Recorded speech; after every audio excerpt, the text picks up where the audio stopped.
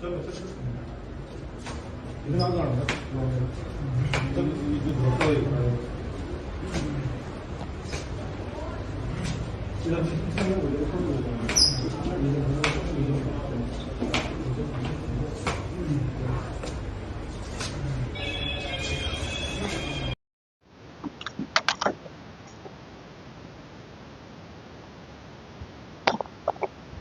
करें।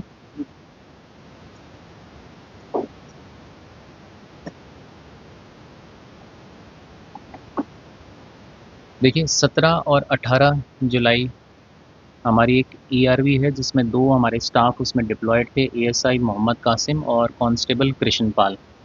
ये अपनी रूटीन की जो नॉर्मल पेट्रोलिंग ड्यूटी है शाम के 8 से लेकर सुबह के 8 बजे के बीच में ये मधु विहार सब डिवीज़न में इनकी पेट्रोलिंग की ड्यूटी थी, जिसमें इन्होंने 5 साढ़े 5 बजे के आसपास 3 संदिग्ध व्यक्तियों को, एक टीवीएस अपाचे बाइक है जो रॉन्ग साइड से आ रही थी, उनको इन्होंने स्पॉट किया। स्पॉट करके इन्होंने चेज़ करके उन गाड़ी को रुकवाया। गाड़ी को रुकवाने के बाद इन तीनों का जो जवाब था वो बहुत ही संदिग्ध था, सैटिस्फाइंग नहीं था। इनको इन्होंने एप्रीहेंड किया और जब इन्होंने इनको गाड़ी में बिठाया तो इसमें से एक जो अक्यूज़्ड है उसने वहीं ईआरवी की गाड़ी से एक डंडा लेके उसने जो हमारा कांस्टेबल कृष्णपाल है उसको मल्टीपल हिट किया, जिसको ग्रीवियस हेड इंजरी आई है। इसके बाद इसके जो दोनों साथी थे इन्होंने जो हमारा एएसआई मोहम्मद कासिम है उसको न्यूट्रलाइज़ किया और उसके बाद ये वहाँ से भागने में कामयाब हुए। भागते वक्त इन्होंने जो हमारा कांस्टेबल कृष्णपाल है इसका मोबाइल था वो इन्होंने रॉब किया, इसका जो पर्स था जिसमें पैसे और उसके डॉक्यूमेंट थे वो इन्होंने रॉब करके वहाँ से भाग गए। मौके की गंभीरता को देखते हुए जैसा कि आप जानते हैं कि ऑन ड्यूटी पुलिस पर्सनल के ऊपर इन्होंने हमला किया और ऐसी सिचुएशन में जो है हमारा पूरा तंत्र जो है इसको रिस्पॉन्ड किया। मैसेज बिल्कुल क्लियर था कि अगर हमारे पुलिस पर्सनल ऑन ड्यूटी पे अगर असॉल्ट करेंगे तो बख्शा नहीं जाएगा। We will respond and will respond very hard. इसके तहत हमारी मल्टीपल टीम्स इमीडिएटली हमने इनमें फॉर्म करी, जिसमें एसएचओ पीआई हैं सत्यप्रकाश, इनकी थाने की team crack team, inspector special staff Jitendra, inspector ANS Arun, ACP Madhu Vihar, ACP ops हमारे पवन, एडिशनल डीसीपी 1 और साथ ही साथ हमारे तमाम थाने की क्रैक टीम हमने फॉर्म करके इस केस को आगे सॉल्व करना शुरू किया। इनिशियली इसमें हमें ऑलमोस्ट ये ब्लाइंड केस लग रहा था। जो बाइक थी जो ये मौके पे छोड़ के गए, जब उसके बारे में पता किया तो पता चला ये गाज़ियाबाद रेलवे स्टेशन से की पार्किंग से ये गाड़ी चोरी है। जब इसके ओनर को पता किया तो उसने 8 जुलाई को इसकी जो चोरी की रिपोर्ट है वो गाज़ियाबाद थाने रेलवे स्टेशन थाने में दर्ज करा रखी थी। जब हमने इसमें फुटेजेस को खंगालना शुरू किया तो हमारे पास बहुत ही लिमिटेड क्लूज़ आ रहे थे, बहुत ही डिस्टॉर्टेड डिस्टेंट फुटेजेस आ रही थी, जिसमें सिर्फ ये पता लग रहा था कि एक बंदा भाग रहा है। उसके अलावा हम इसमें कोई भी ट्रेल जो है बनाने में काफ़ी दिक्कत आ रही थी। इसी के तहत हमने जो प्रोफेशनल हमारे पास पोर्ट्रेट मेकर हैं, क्राइम ब्रांच में भी हैं और अदरवाइज़ हमने उनको हायर किया।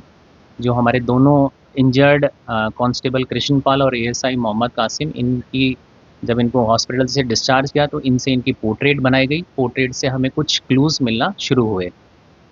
साथ ही साथ जो हमारी ईस्टर्न रेंज, गाज़ियाबाद, नोएडा और ख़ासकर जो नेबरिंग हमारे एरियाज़ हैं, वहाँ पर जितने भी रिसेंट में जो क्रिमिनल्स रिलीज़ हुए हैं, जिनकी मॉडस ऑपरेंडी इससे मिलती-जुलती है, प्लस जो हमने पोर्ट्रेट हमारे पास थी, इसके तहत हमने इस केस को खोलना शुरू किया।